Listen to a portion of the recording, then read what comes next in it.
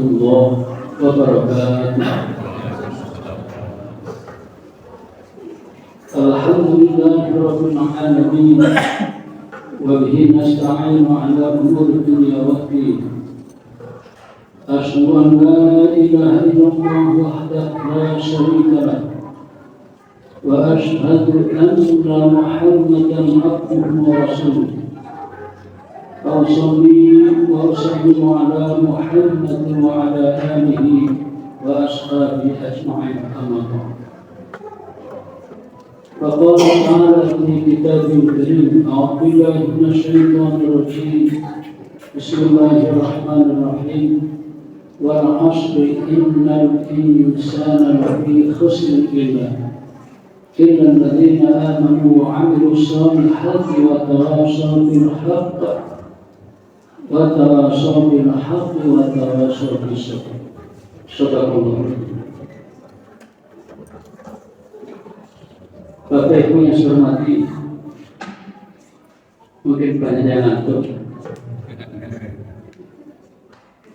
tidak normal. Pada zaman ada sebuah kisah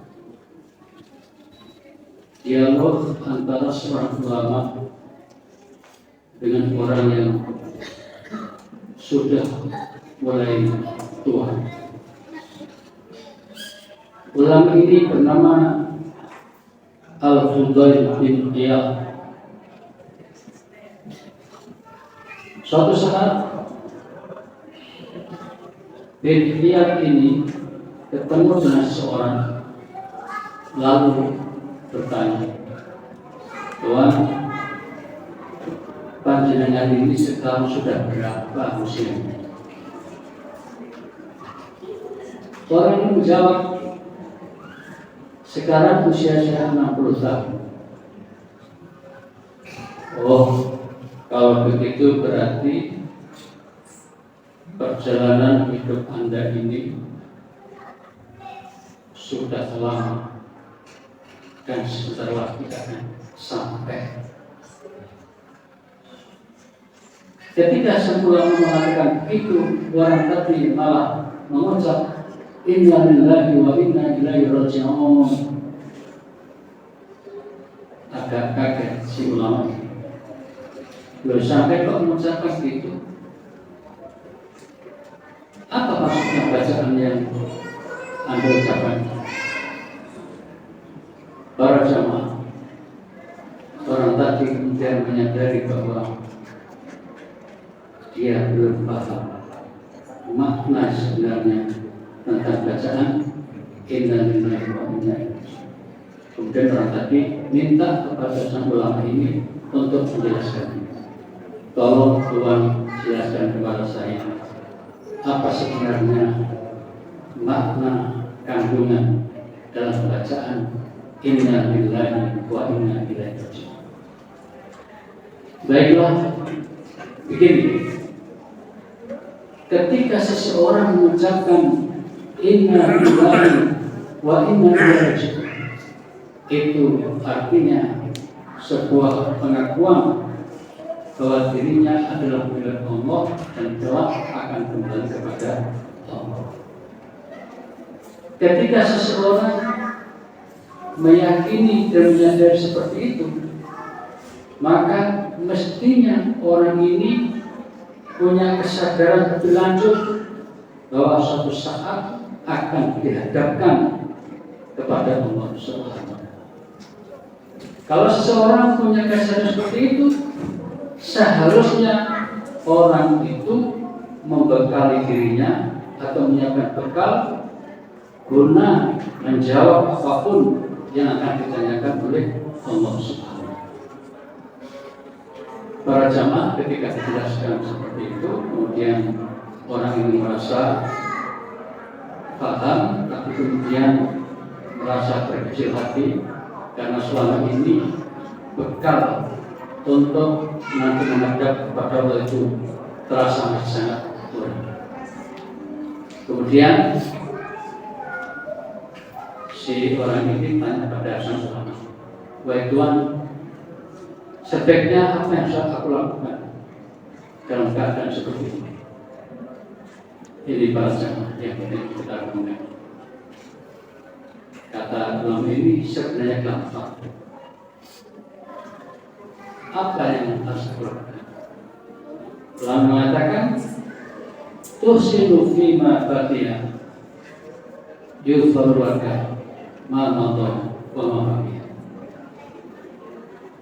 Sisa hidupmu yang masih ada ini gunakan sebaik-baiknya, diisi dengan amal kebajikan, maka dosa-dosamu yang lalu akan diampuni oleh Allah, bahkan yang akan datang pun akan diampuni oleh Allah.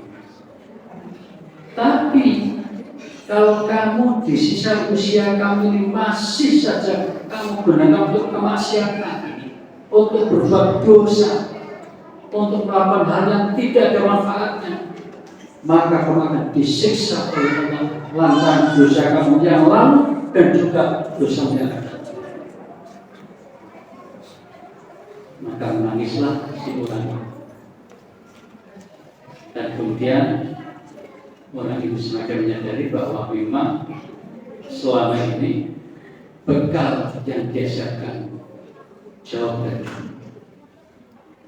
Maka kemudian nasihat berikutnya adalah kata gunakan istilah di sisa usia yang masih ada ini untuk berusaha mendekatkan diri kepada Allah Subhanahu. Para jamaah, orang tadi mengaku usia 60 tahun. Rupanya dalam beberapa hadis Nabi telah memberikan peringatan. Dalam hadisnya mengatakan,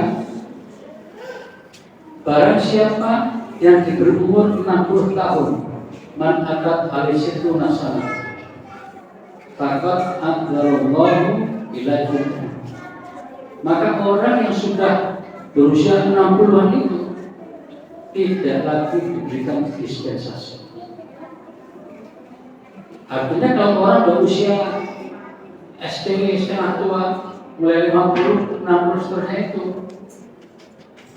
tidak layak ngomong misalnya kalau aku nanti diberi kesempatan usia yang lebih panjang, aku akan banyak beramal kebajikan. Maka orang yang berusia begitu itu tidak laku ngomong begitu, tidak akan diterima oleh Allah Subhanahu. Kalau masih muda, rada pantas. Sudah 20, nanti ada umur 40, rajin ibadah, rada pantas. Itu berbeda.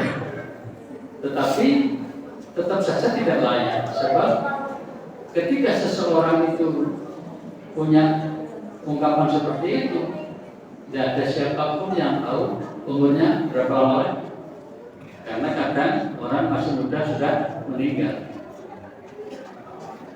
Yang muda saja rada tidak pantas, apalagi yang tua, itu maksudnya.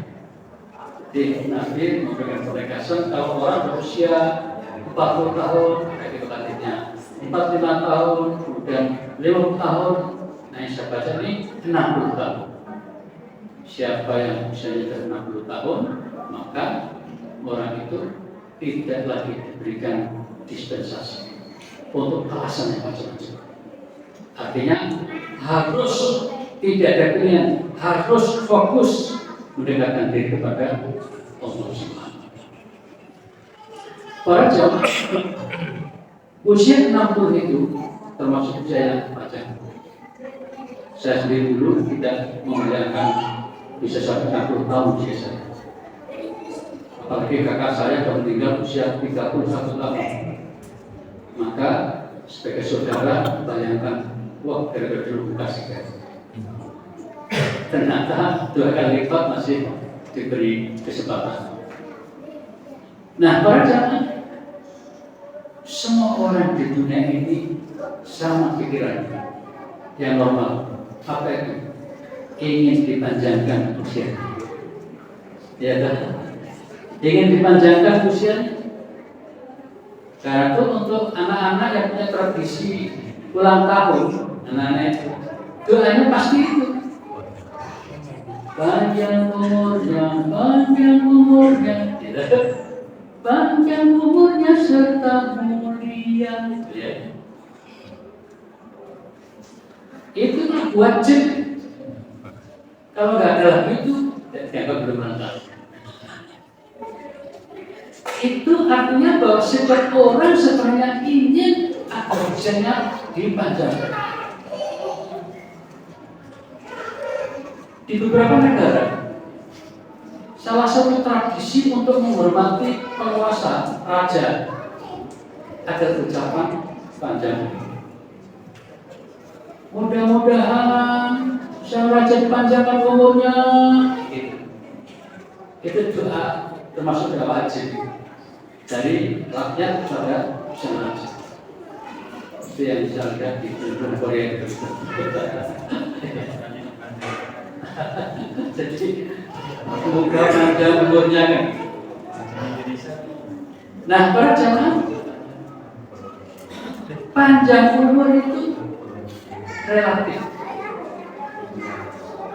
Tapi secara umum orang menginginkannya. Karena tidak ada orang yang tidak ingin berpanjang, kecuali yang umur sakit-sakitan ya. Orang normal, harus katakan hampir pasti ingin usianya panjang. Ya, makanya di antara doa itu mudah-mudahan kita semua dipanjangkan umurnya kayak gitu.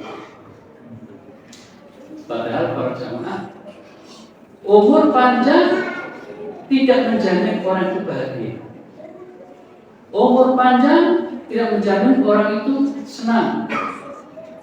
Sebab banyak peristiwa umurnya dipanjangkan tapi malah sakit-sakitan.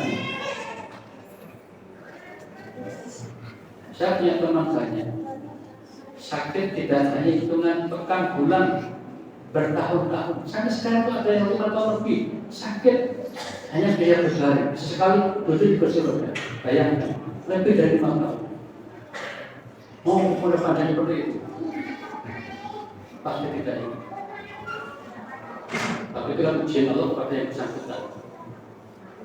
Kalau yang bersangkutan sabar, surga menunggu. Jadi para jamaah, tidak cukup kalau kita hanya kasih umur panjang.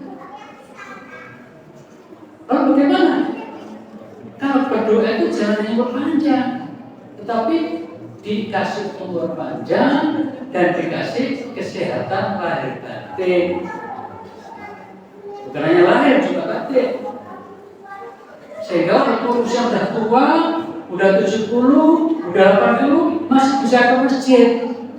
Itu luar biasa itu, nikmat itu. Saya punya tetangga berjam. Itu kan rumah saya kena tiket. Setiap ke masjid itu udah nggak bisa pakai sandal biasa, pakai sepatu kaki dan pakai tekan. Itu 5 waktu. Nah, tua yang seperti ini 80 lebih, itu nikmat itu. Jarang orang bisa seperti ini. Jangan-jangan 1.001. Kalau ada sekabang itu hanya satu yang saya lihat.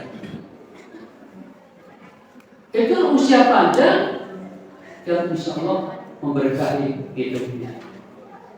Dia diberi kekuatan batin untuk mendorong tubuhnya melangkahkan kaki ke masjid. Itu setiap hari 5 waktu, termasuk subuh. Kalau kita dikasih usia panjang seperti itu baru kenikmatan. Tapi kalau kita dikasih usia panjang, kemudian semakin tua masih dalam bahasa Jawa jeladur. Coba jeladur. Neko-neko. Masih banyak berbuat yang aneh-aneh. Itu tidak kenikmatan. Makanya para jemaah, dalam hidup ini kita semua menyadari diberi usia dan satu dengan yang lain tidak sama. Ada yang panjang, ada yang panjang, ada yang bahkan pendek. Nabi pernah bersabda, khairun nas, orang yang paling bagus itu, orang yang paling bahagia itu adalah man tala umurnya panjang wa hasuna amaluhu, amalnya bagus. Itu baru nikmat betul. Umurnya panjang, diberi kesempatan bisa beramal baik banyak. Salah satu ukuran, salah satu satunya. Kalau hati kita dimudahkan untuk menggerakkan badan ke masjid, itu salah satu kenikmatan yang tidak ternilai. Badannya orang kan tidak bisa seperti itu. Maka syukurlah siapapun di antara kita, karena kita semua ya, hati ini digemarkan sehingga bersemangat untuk melangkahkan kaki menuju ke masjid guna beribadah kepada Allah SWT. Nah, para jamaah yang terakhir, di dunia ini banyak orang-orang yang usianya pendek tapi luar biasa. Saya ceritakan 2 orang saja. Yang satu dari luar negeri, yang satu dari dalam negeri. Yang dari luar negeri, orangnya bernama An-Nawawi, Imam An-Nawawi. Beliau hidup pada abad ke-13 Masehi. Usianya hanya 45 tahun sudah meninggal.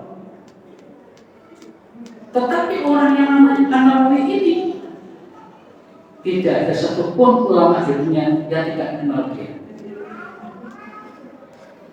Saking populernya ulama ini, karya-karyanya dibaca oleh hampir semua ulama. Kalau ada ulama nggak kenal dia, saya ragu ulama. Saking populernya. Semua mazhab, beliau mazhab Syafi'i, tapi semua mazhab. Bahkan orang-orang yang tidak mampu bermazhab juga menghormati ulama Imam An-Nawawi. Kita kenal di sekitar kita ini sering ngaji kitab dia. Misalnya kitab Riyadhus Shalihin, itu ada dia. Kemudian kitab Al-Adhar itu juga ada dia. Dan yang besar adalah kitab di bidang fikih namanya Majmu' Syarah Al-Muhadzab.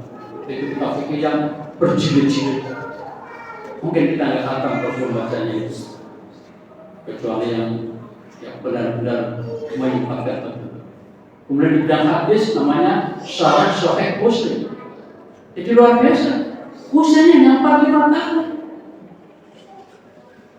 tapi luar biasa. Banyak orang memuliakan dia karena jasanya tadi. Dia orang soleh, kemudian hidupnya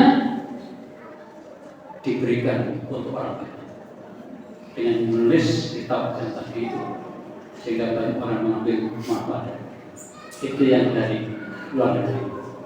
Yang dari dalam negeri, para jamaah, ada anak bangsa ini lahir pada tahun 1916, meninggal tahun 50. Berapa usianya? Dari matematikanya? Berapa? 34. Wah, lulus. Hanya 34 usianya. Anak negeri ini. Tapi hampir semua kalau mendengar nama hormat. Siapa kira-kira? Jenderal Sudirman. Ya kan? Semua orang hormat mendengar nama dia itu. Karena apa? Pertama, dia orang saleh. Hidupnya diinfakkan, disedekahkan untuk umat, untuk bangsa ini. Sampai sakit-sakit masih rela ditandu dan memimpin perang gerilya untuk mempertahankan kemerdekaan Indonesia. Siapa orang yang tidak salut dan hormat pada dia? Apalagi perkara itu. Zaman Pak Harto beliau digelari jenderal besar berbintang 5. Jadi di Indonesia hanya 3 orang, Sudirman, Nasution sama Pak Harto. Bintangnya 5. Tapi nggak ada punya dengan gaji kan? Pemberatan saja. Namanya jenderal dan bintang 4 yang gitu udah dikasih 5 bintangnya. Sudirman, Nasution, dan Pak Harto. Para jamaah, ini usianya hanya 34 tahun. Nah sekarang kita ini seperti saya usia 60 tahun, apa jasanya bagi bangsa? Kan kecil sekali. Jadi kuncinya satu perasaan. Pertama, soleh, baik kepada Allah, dan dia berpikir melakukan sesuatu untuk kepentingan orang lain. Nabi bersabda, khairun nas anfa'uhum linnas. Orang yang paling baik adalah yang paling banyak jasanya bagi orang lain. Sudirman di situ letaknya. Ketika negeri ini hampir tercuri kemerdekaannya kan? Karena perjuangan Sudirman dengan izin Allah akhirnya tetap bisa dipertahankan kemerdekaan Republik Indonesia. Jadi para jemaah, intinya apa? Hidup ini, usia kita yang masih tersisa ini harus kita isi dengan amal-amal kebajikan. Dan yang berikutnya lagi, amal kebajikan yang terbiasa kita lakukan, terus kita pertahankan secara istiqomah, dan kita mohon kepada Allah semoga amal-amal baik yang pernah kita lakukan terus bisa bertahan hingga akhir hayat kita, sehingga kita semua nanti bisa meninggal dalam keadaan husnul khatimah. Amin ya rabbal alamin. Demikian, terima kasih. Wassalamualaikum warahmatullahi wabarakatuh.